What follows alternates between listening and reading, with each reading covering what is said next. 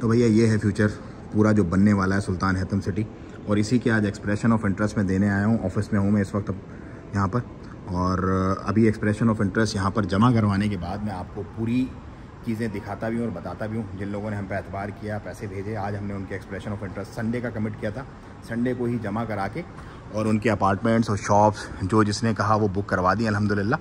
तो ये भाई मामला चल रहे हैं, जो हम पे एतबार करता है, जो मामला करते हैं, जो हम बोलते हैं इंशाल्लाह पूरा करते हैं। तो ये ऑफिस है, ऑफिस की चीज़ें हैं सारी की सारी।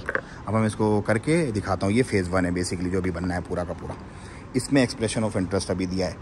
टाउन हाउसेस हैं, टाउन हाउसेस के अंदर ये कमर्शियल अपार्टमेंट्स हैं सारे के सारे, मसाजिद हैं सारी। ये देखें पूरा ग्रीन है, लश पश सारा मामला है। स्टेडियम्स भी बने हुए हैं यहाँ पर, फुटबॉल के, वॉलीबॉल, टेनिस वगैरह के सारे। और ये मेन शाहराएँ हैं चारों तरफ से, इसके मेन शाहरा, एक माबेला वाली रोड है मेन रोड, एक मेन सुल्तान काबूस जो रोड है वो है सारी की सारी।